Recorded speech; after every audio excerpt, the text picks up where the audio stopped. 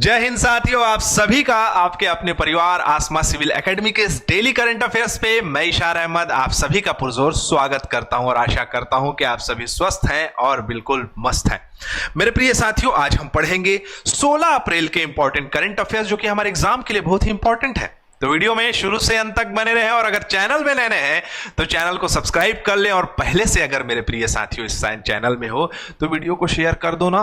ठीक है, चलिए ज्यादा समय ना लेते हुए अपना सत्र प्रारंभ करते हैं। हर सत्र की शुरुआत एक पॉजिटिविटी के साथ। तो आदरणीय सम्माननीय हरिवंश राय बच्चन साहब क्या कह रहे हैं, इस पे गौर कीजिएगा। ठीक है, हारना तब आवश्यक हो जाता है जब लड़ाई अपनों से हो और जीतना तब आवश्यक हो जाता है जब लड़ाई अपने आप से हो। तो मेरे प्रिय साथियों, जीवन में अपनों से तो कोई नहीं जीत पाया क्योंकि अपने ही अपने होते हैं। ठीक है, लेकिन अगर जीवन में जीतना है तो अपने आप से लड़ाई करना होगा और सिद्ध करना होगा कि आपका विचार, आपकी जो सोच है वही सही है और आपने इसको सिद्ध कर दिया। अर्थात आपको अपने लक्ष्य के प्रति समर्पित होना पड़ेगा, डिसिप्लिन होना पड़ेगा और मेहनत करना पड़ेगा, कंसिस्टेंट। ठीक है, तो आप करेंगे ना। ठीक है, चलिए अपना सत्र प्रारंभ करते हैं। लास्ट टाइम मैंने प्रश्न पूछा था, निम्नलिखित में से किसे हाल ही में स्लोवाकिया के नित्रा शहर में स्थित कॉन्स्टेंटाइन द फिलोसोफर यूनिवर्सिटी द्वारा डॉक्टरेट की मानद उपाधि से सम्मानित किया गया है। तो हमारी आदरणीय सम्माननीय राष्ट्रपति प्रेसिडेंट द्रौपदी मुर्मू जी को यह सम्मान प्रदान किया गया है और रोशनी देवांगन ने बिल्कुल सही आंसर दिया। वेरी गुड रोशनी। और बाकी आप लोग आंसर क्यों नहीं दे रहे हो? आंसर दो ना भैया। ठीक है, चलिए। आईसीसी ने हाल ही में किसके अधिकारों की रक्षा के लिए एक समर्पित कार्यबल बनाने की घोषणा की है? मैं आप सभी को बता दूं मेरे प्रिय साथियों कि अफगान महिला क्रिकेटर जो है उनको कहीं ना कहीं जो है अफगानिस्तान देश के द्वारा जो है खेलने से प्रतिबंधित किया जा रहा था।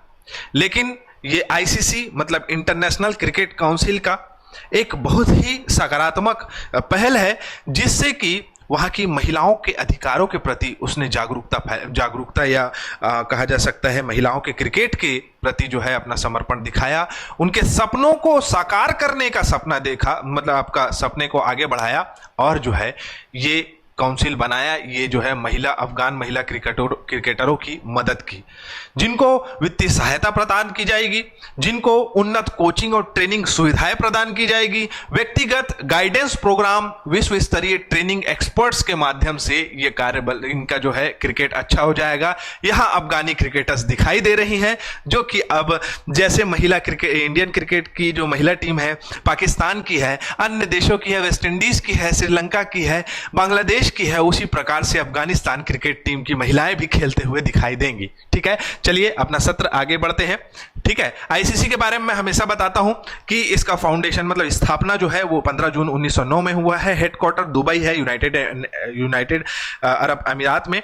जय शाह इसके प्रेसिडेंट हैं और ये जो है किसकी सहायक कंपनी, एशियाई क्रिकेट परिषद इसकी सहायक कंपनी है। ठीक है, हाल ही में प्रख्यात लेखिका पी शिवकामी को किस संगठन द्वारा वेरचोल दलित साहित्य पुरस्कार से सम्मानित किया गया है? तो नीलम संस्कृति केंद्र के द्वारा। पहले तो ये जान लो, 1 लाख रुपए और साथ में ये वेरचोल दलित साहित्य पुरस्कार इनको प्रदान किया गया है।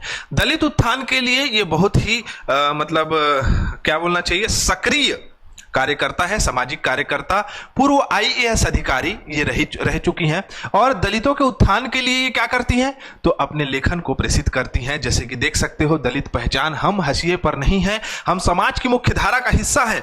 दलित साहित्य यह साहित्यिक और सामाजिक धारणाओं की चुनौती देता है, सत्ता संरचना को असहज करता है।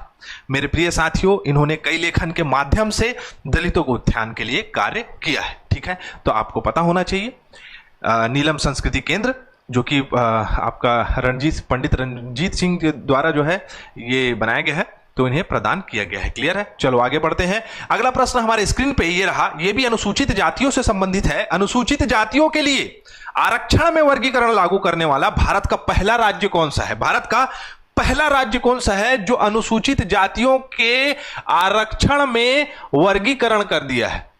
मतलब कि अब इसमें अगर हम इसके पॉजिटिव डायमेंशन को या पॉजिटिव एरिया को ध्यान दें तो हम ये देखेंगे कि जो व्यक्ति जरूरतमंद है उन्हें ही आरक्षण प्रदान किया जाएगा।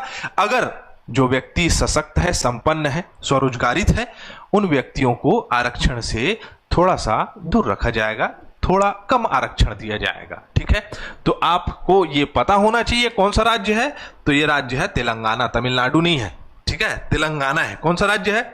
तेलंगाना। तेलंगाना राज्य सरकार पहला राज्य बन गया है, इसका गौरव हासिल कर लिया है, जो कि अनुसूचित जातियों के लिए आरक्षण के विभिन्न उप श्रेणियों में बांटा है। ये उप श्रेणियां कैसी है? तेलंगाना ने एससी वर्ग के लिए कुल 15% आरक्षण समूह को आवंटित किया है, जिसमें समूह 1 में 15 से अधिक वंचित जातियां हैं, जो कि बहुत मतलब कहा जा सकता है कि दूर है। 1% आरक्षण। 18 मध्यम रूप से लाभान्वित जनजाति 9%, 26 अपेक्षाकृत सशक्त जातियां 5% आरक्षण। तो इस प्रकार से बांटा गया है।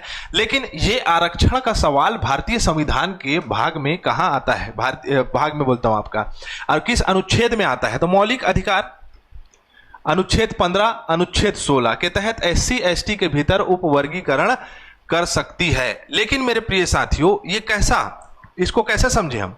तो यहां साफ साफ आप लोगों के सामने मैं इस स्टैटिक पोर्शन को रखा हूं, बहुत ही इंपॉर्टेंट है, याद रखिएगा कि अनुच्छेद 15 बोलता है भेदभाव का निषेध। ये भेदभाव 5 भेदभाव नहीं कर सकते बिल्कुल भी। 15 से 5 याद रख सकते हैं निमोनिक टेक्निक से।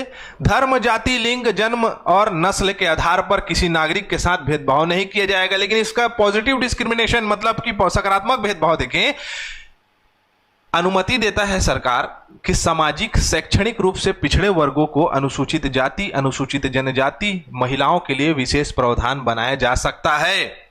ठीक है, 15(4) के तहत, अनुच्छेद 15(4) और 15(5) के तहत आरक्षण सुविधाएं शिक्षा संस्थानों में दी जा सकती है। ठीक है, ओबीसी, एससी, एसटी सरकारी कॉलेजों में आरक्षण सीटें रहती है, उदाहरण बोल सकते हैं। वैसे ही अनुच्छेद नंबर 16 रोजगार समान अवसर मतलब कि equality of opportunity in public employment, सभी नागरिकों को सरकारी नौकरी में समान अवसर प्राप्त होगा।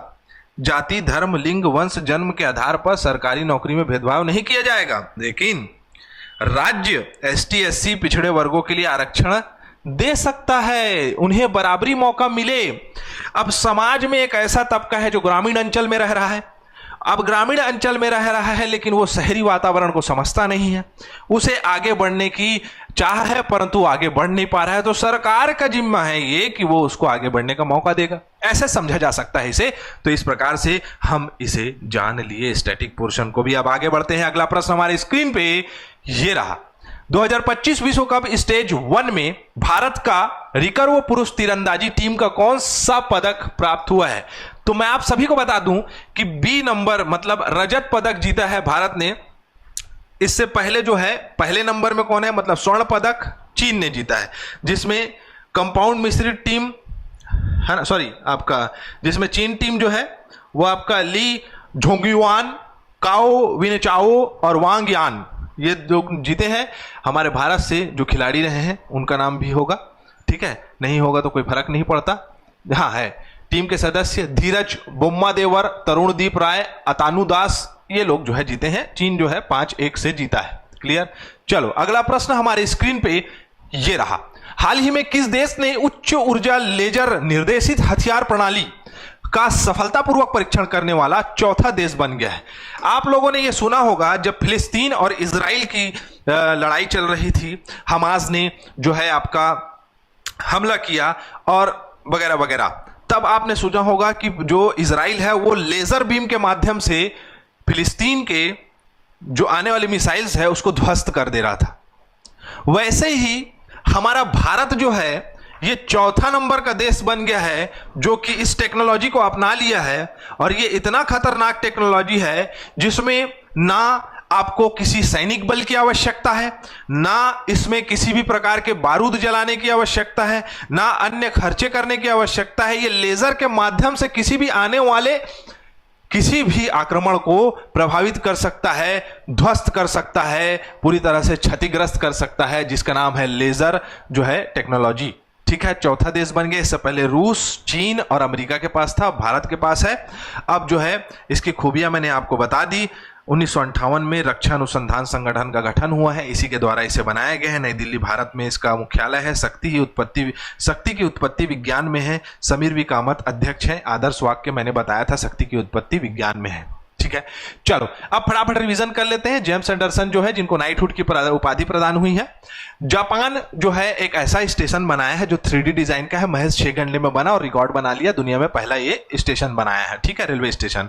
विज्ञान और प्रौद्योगिकी मंत्री हिमालय में उच्च वायुमंडलीय जलवायु अनुसंधान केंद्र बना रहे हैं, जिसमें मतलब बना चुके हैं, जो कि क्या होगा, उस क्षेत्र के जलवायु को मापने के लिए, जलवायु की जानकारी प्राप्त करने के लिए एक बहुत अच्छा सा साधन है। पंजाब में जो है आपका कौन सा चावल को बंद कर दिए, तो आपका संकर चावल को बंद कर दिया गया। हाइब्रिड चावल नुकसान होता है, मिलिंग के समय में टूटता है बहुत।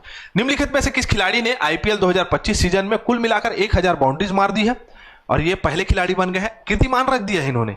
आपके सामने ऑप्शन है, आपको इसका आंसर बताना है और आंसर बताया करो ना भाई, सबके सब फटाफट। डेली 6 बजे तो पहुंच जाता है करंट अफेयर। ठीक है, इसी के साथ मैं इजाजत चाहूंगा। जय हिंद, जय भारत।